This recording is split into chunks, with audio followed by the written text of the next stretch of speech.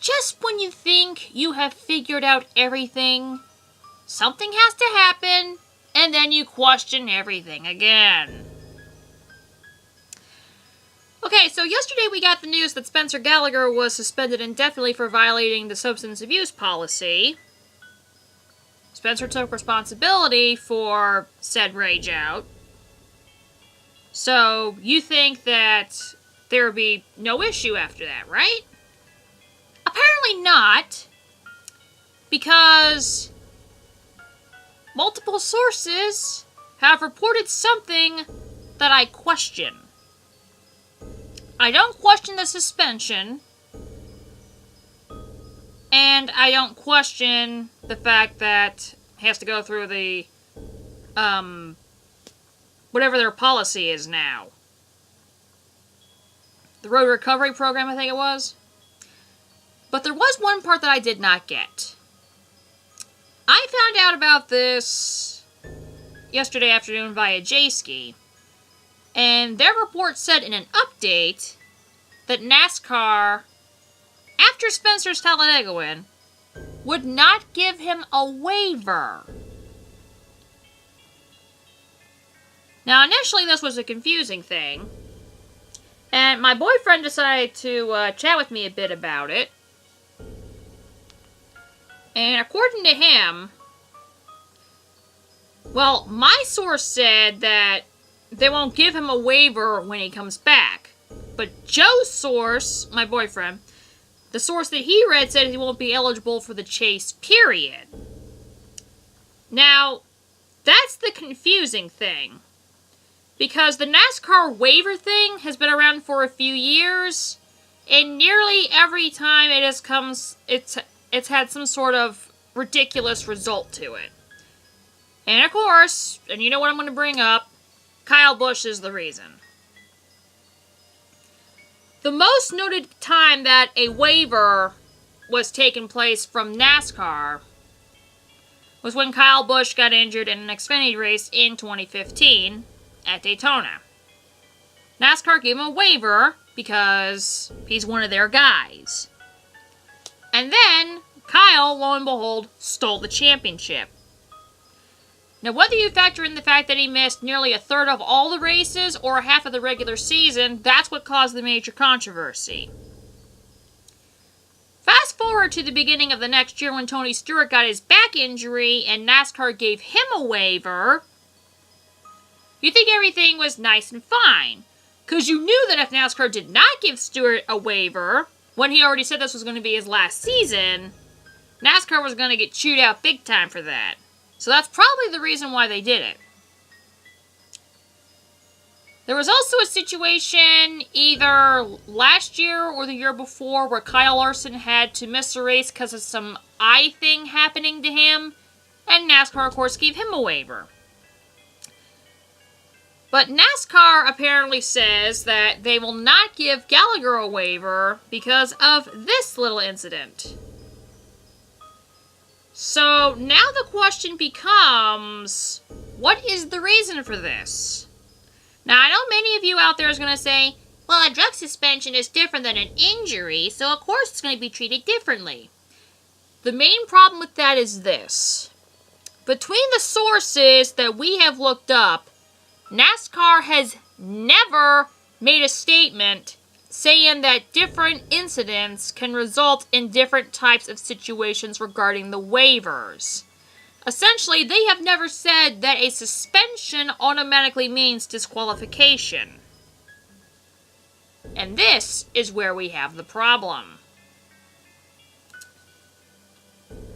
So, when my boyfriend and I were having this chat, I asked him the question, so that means even if he wins or makes the top 12, which is the Xfinity cutoff, he won't be eligible, period. Boyfriend responds, yup, because he didn't run all the races and they won't grant a waiver.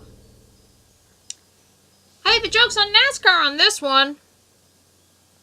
So, now the question becomes, what's NASCAR's logic for this one? NASCAR's never directly said that a suspension of any sort automatically equals disqualification. Now, injuries have been proven different over the years because, to the best of my knowledge, all of them have been granted a waiver, but this is a new situation. And NASCAR has to, pun intended, man up in terms to tell us what the situation is. Because of that, I then pose the following question. If you go back to the illegitimate Matt Kenseth payback of 2015 against Joey Logano at Martinsville, if something like that had happened during the regular season, and NASCAR suspended, insert driver's name here, would you disqualify that person from your chase? That would be my question.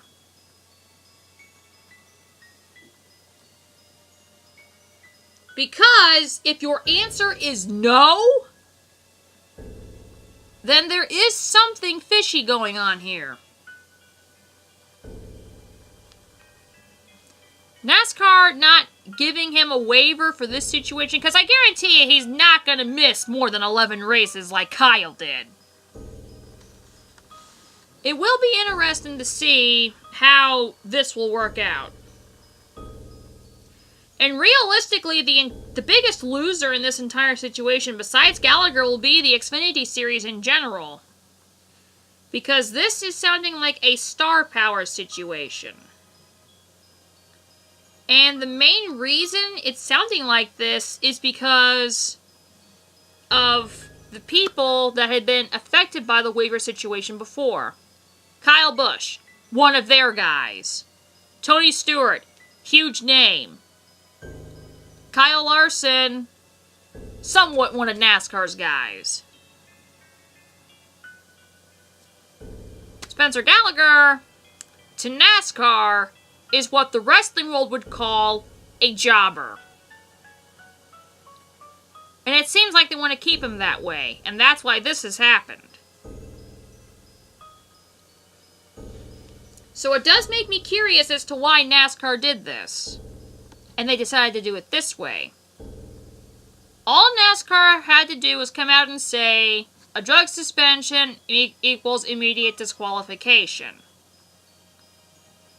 But they have never said anything about this when it came to this waiver rule. And because of what Kyle Busch did in 2015 to nearly kill the entire sport, I personally think the waiver rule should be done away with.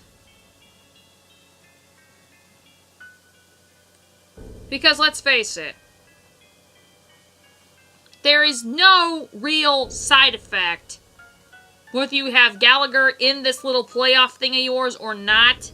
We know he's going to be maybe either a first or second round elimination. Yeah, GMS is a high-level team, but that's in the Truck Series.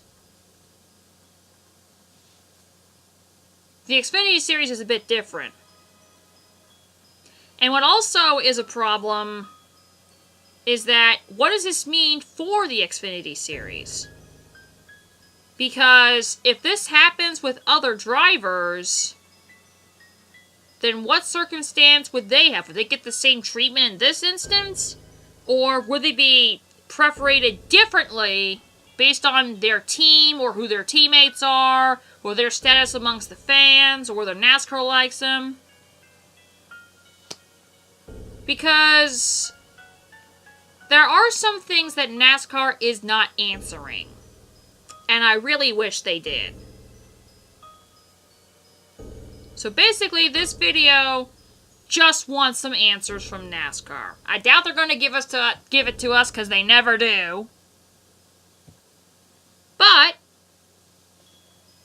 this is one thing I have been curious about since the news broke yesterday. So there's not really much for me to add on at this point, so I'm just going to end the video at this point and propose this question. Should NASCAR do away with the waiver system, considering what they have done to Spencer Gallagher and NASCAR not giving us a clear line on what could get a waiver and what can't? Because they have flat out not said anything in terms of specifics regarding the waiver rule to begin with. And all the people that have benefited from said waiver rule are either their guys or popular drivers. I said it in a text to my boyfriend because he's a wrestling fan, he'd get it. And this is what I said. Joke's on NASCAR then. They expose themselves yet again. Gallagher to NASCAR will always be a joke, especially after losing a fight to a concussed John West Talley, and they prefer to keep him that way. The true joke is the Xfinity series in general. Good job on beginning the killing of this series and once again playing favoritism regarding waivers. Because they proved that in 2015 regarding Kyle. Is this a favoritism thing? Probably not. But it might be keeping a C+ person from going to B+ or anything. Something like that. If you get the Daniel Bryan storyline of the B+ player thing, then you'll understand what I'm talking about. But, come on NASCAR. Give us some answers regarding this. That's all I ask. Give us specifics on your waiver rule. Or do away with it.